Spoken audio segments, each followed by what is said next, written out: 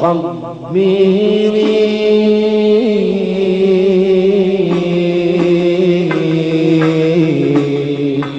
يا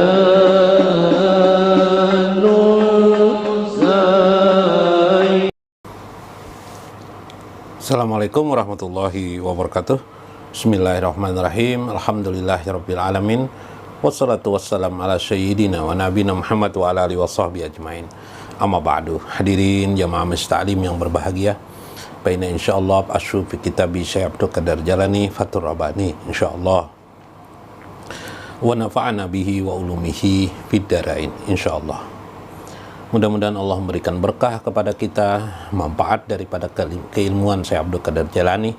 Mudah-mudahan menjadi rentang tangga kita untuk selalu dapat dalam hidup ini menghadirkan Allah Subhanahu wa taala dalam jiwa kita sebagai kurbah kita melihat Allah dengan jiwa kita, bukan sekedar dengan logika, apalagi logika tanpa pengetahuan, tanpa ilmu.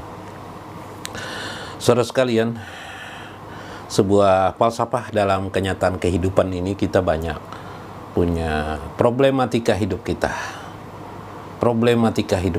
bahwa problematika kehidupan kita itu jikalau kita tidak membentengi dengan rohani kita yang kuat, maka kita akan menjadi nestapa, kita akan menjadi orang yang seperti orang-orang kafir yang ketika menghidupi problematika mereka menjadi berontak, mereka menjadi orang yang berperilaku tidak bisa dipikirkan mengapa dan kenapa.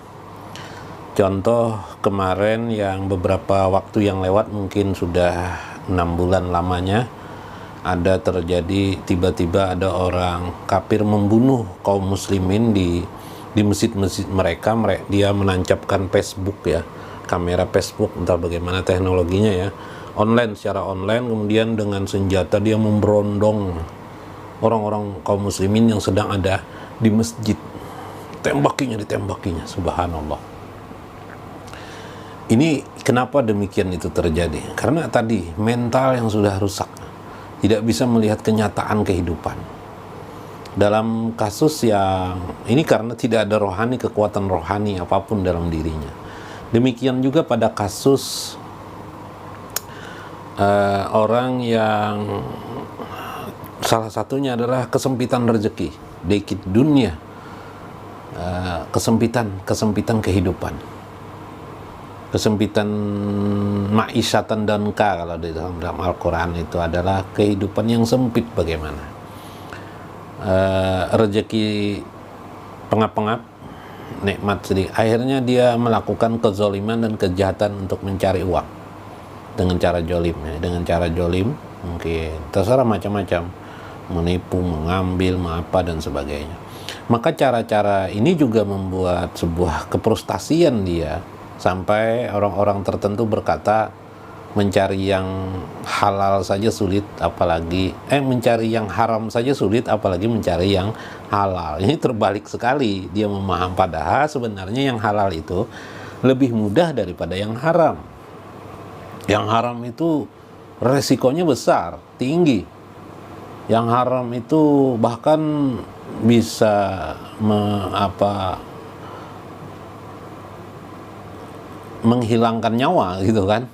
Contoh mencuri, jambret, nah itu kan resikonya ngeri itu. Resikonya dipukul oleh masyarakat, diserbu oleh masyarakat ya, mungkin dibunuh oleh masyarakat, dan resiko yang kedua belum lagi ditangkap oleh polisi. Lauzubillah.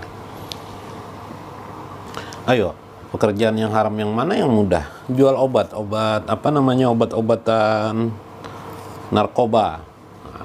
Mungkin sementara belum ditangkap. Kalau sudah ditangkap, apa nyatanya? Susah.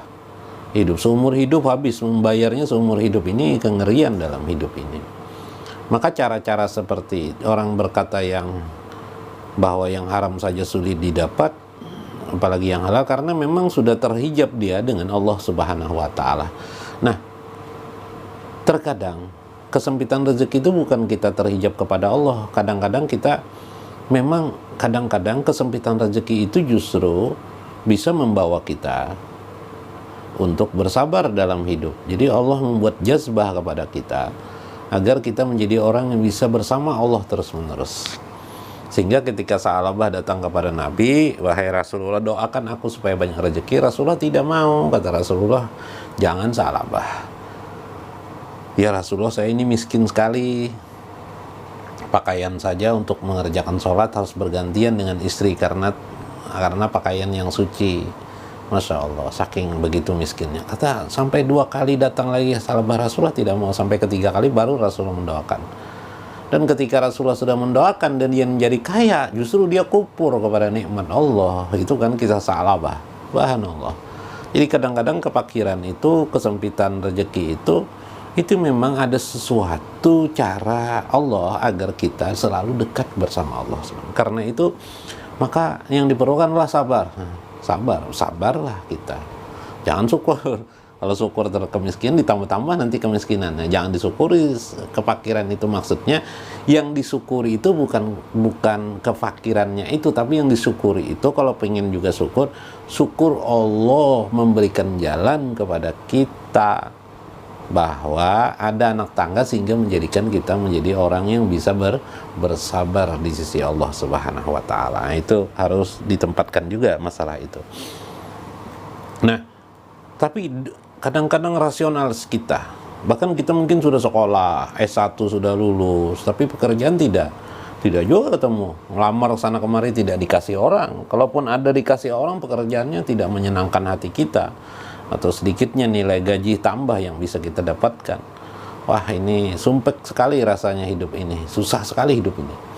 Mau cari jodoh jujurannya mahal-mahal, tidak bisa kawin kita, susah juga hidup ini, subhanallah. Maka keadaan-keadaan yang seperti bermacam ragam ini kita perlu kekuatan rohani begitu.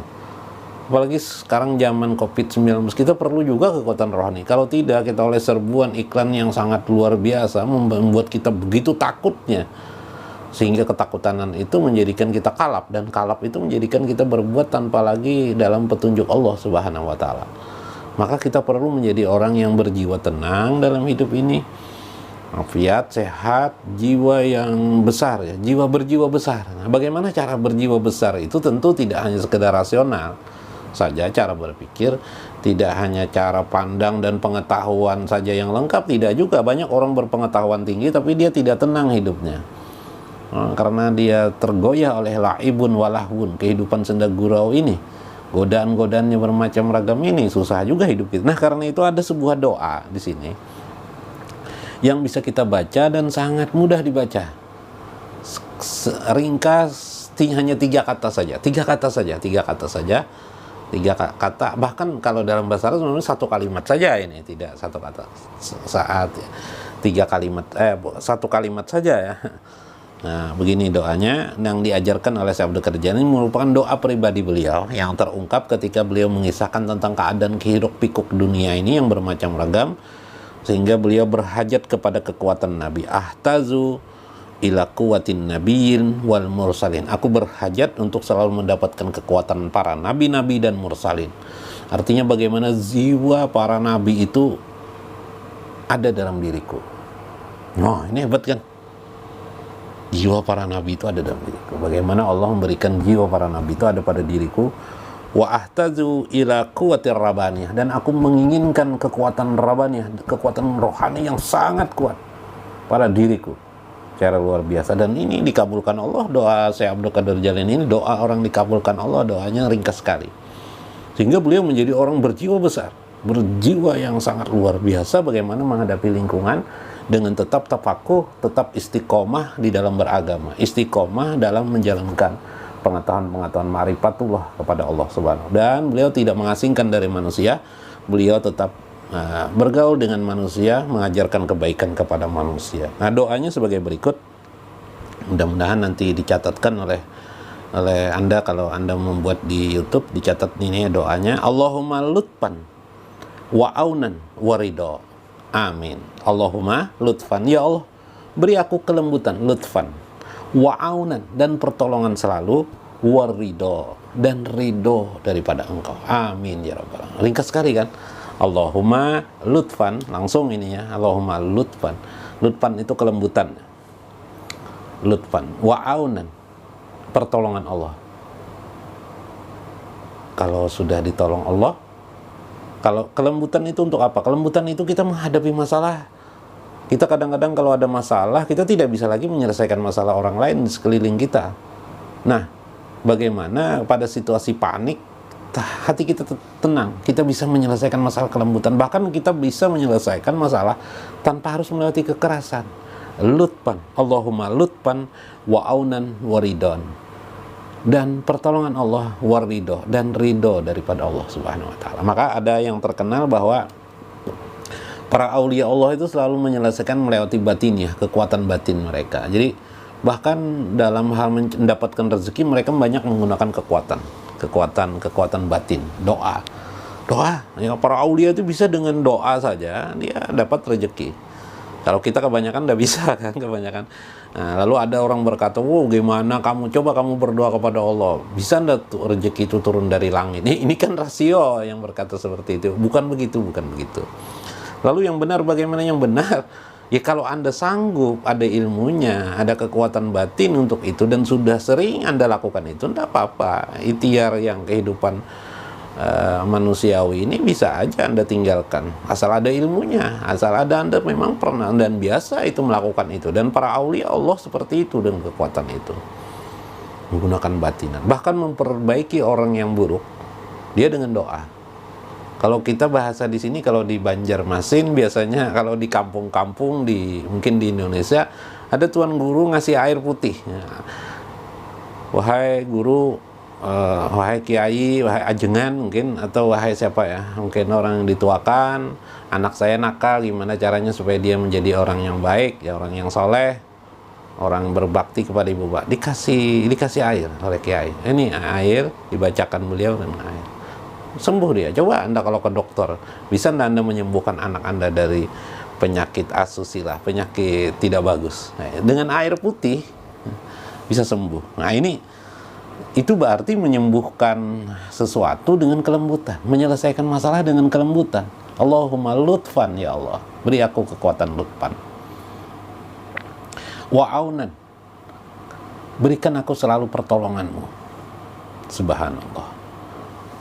Banyak hal dalam hidup ini kita perlu tolong, semua hal kita perlu pertolongan Allah. Mengapa kita kalah bersaing? Apakah berdagang, apakah dalam dimensi yang bermacam ragam, kita perlu aunan. Kalau sudah ada aunan, maka insya Allah kita menjadi kuat diri kita. Itulah kekuatan para nabi, warido, dan ridho Allah Subhanahu wa ta'ala. Amin. Inilah kekuatan para nabi. Jadi kekuatan para nabi itu 3 unsur: lutfan, aunan, warido. Nah, kalau kita mampu melakukan ini, insya Allah mudah-mudahan kita dapat berkah Allah Subhanahu wa ta'ala. Ilmu menjadi tidak begitu banyak berguna, tapi kalau sudah kekuatan Allah datang kepada diri kita melalui doa-doa kita yang sering lakukan. Lalu pertanyaan, bagaimana cara mengamalkannya? Baca aja habis sholat sembahyang, mungkin 3 kali diulang-ulang, mukarraran, Allahumma lutfan wa aunan wa ridho, amin, 3 kali dibaca di dalam, selipkan dalam doa kita. Mungkin doa biasa kita, Rabbik firli wali walidaya warhamhuma kama rabbayani sagira, Allahumma lutfan wa aunan wa ridho, Allahumma lutfan wa aunan wa ridho. Kita ulang sampai 3 kali. Mungkin doa-doa yang lain kita tambah, insya Allah menjadi amalan kita. Sederhana, sedikit, simpel, tapi luar biasa hikmahnya. Inilah yang menjadikan seorang mengapa seperti terjadi pada Syekh Abdul Qadir Jailani yang sangat kuat, ya, berjiwa besar. Wallahu a'lamu bishawab, wallahul muwafiq wa aqwamut thariq. Wassalamualaikum warahmatullahi wabarakatuh.